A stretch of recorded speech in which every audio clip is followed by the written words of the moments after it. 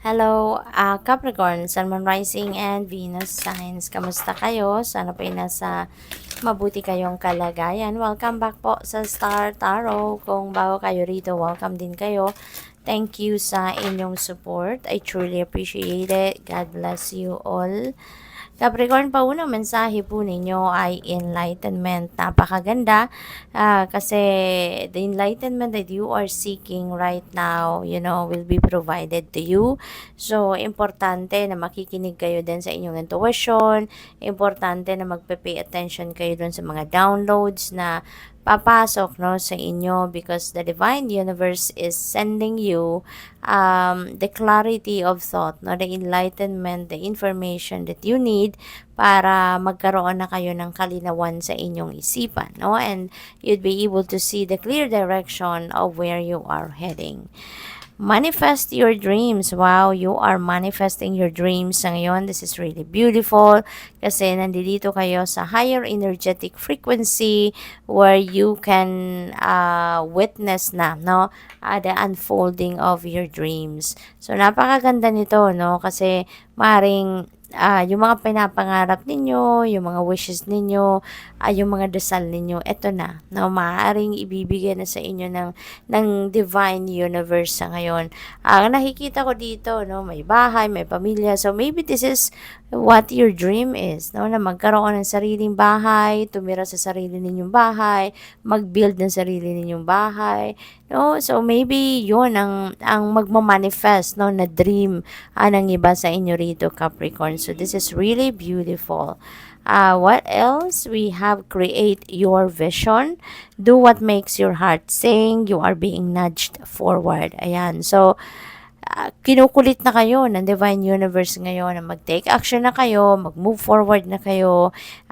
Kasi kung ano man yung, kunyari, pinapangarap ninyo, that will remain to be just pangarap. It will just remain to be in your heart and mind, if you are not going to take action. So, walang progress, walang magpo-prosper na plano or dream ninyo if you're not going to get on your feet and take action, diba? Kaya, ito, gawin mo na, kunyari na, nagawa na. Alam nyo na kung ano yung pangarap ninyo, alam nyo na kung anong eksaktong sitwasyon na gusto ninyo ma-experience or makita sa buhay ninyo. Then now, you're being challenged now, to move forward na.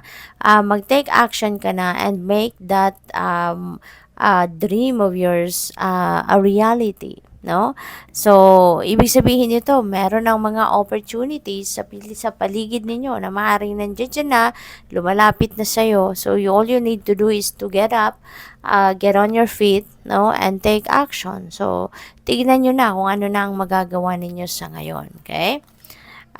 What else? We have focus your light and listen for a message. Ayan. So, tulad na na-mention ko kanina, makinig kayo sa inyong intuition and sa mga downloads na papasok sa inyo kasi nandito na yung guidance ng Panginoon, pinupush na kayo ngayon talaga, pinupush na kayo ng universe na take action na, nandito na ang guidance, susundin mo na lang, gagawin mo na lang, mag-i-execute ka na lang ng gabay ng universe, And eto na, binigay na sa iyo ngayon, nasa higher energetic frequency na kayo sa ngayon. So kumbaga, lahat na nandiyan na, kailangan mo na lang mag-execute, kailangan mo na lang na mag-take action para ma-manifest mo na kung ano man yung mga gusto ninyong ma-manifest.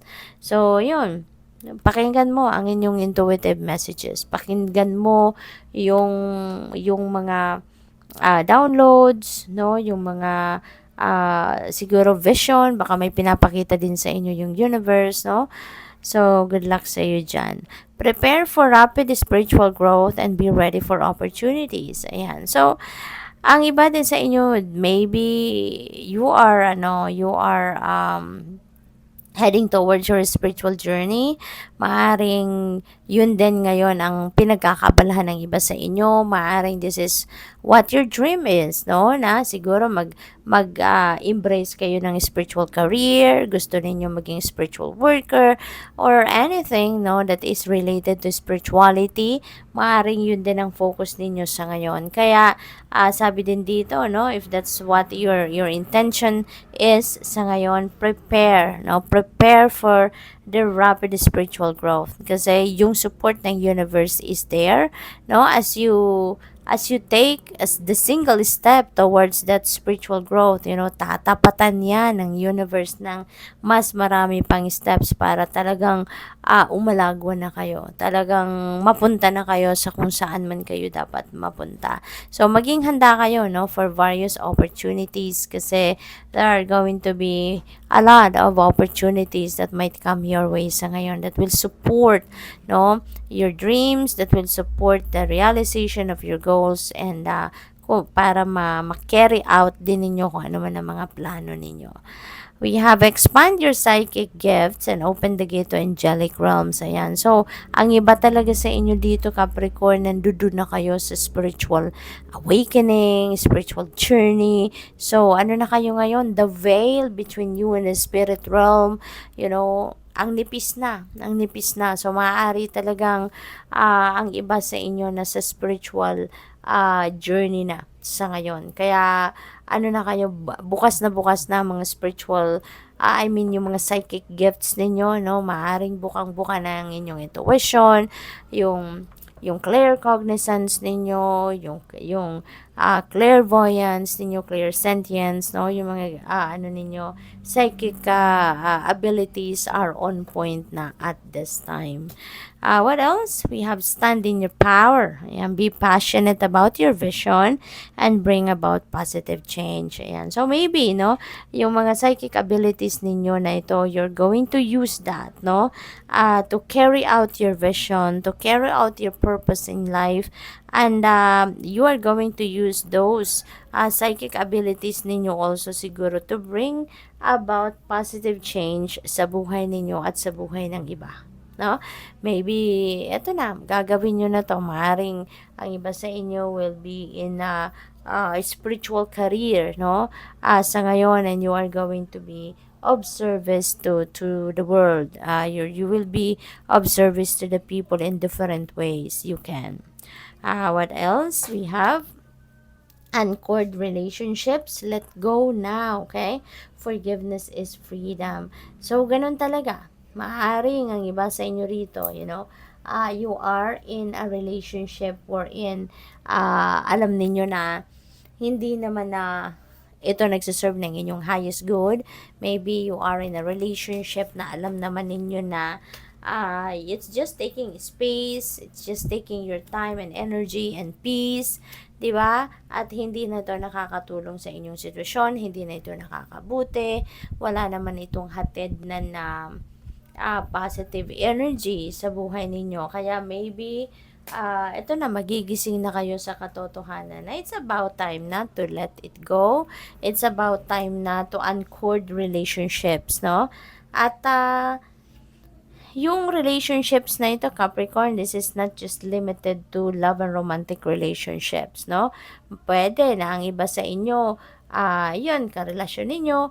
Pwede rin na ang iba sa inyo rito, yung kailangan ninyong i-uncord na relationship is relationship ninyo sa kaibigan, relationship sa kapamilya, depende sa inyong sitwasyon, but it could be in different categories, no, ng relationships. But definitely, hindi na to dapat, no, hindi na to dapat na nandiyan pa sa buhay ninyo kung sino man ito, no, ng mga taong ito. So it's about time na that you need to let them go so that you can make room for the newness, no, make room for new people, new experiences, new situations. Okay? So maybe then ang iba sa inyo dito handa na kayong magpatawad, no? You really want to move on with your life, handa na kayong magsimula ng bagong buhay. So good luck. Thank you for watching Love and Light. Namaste.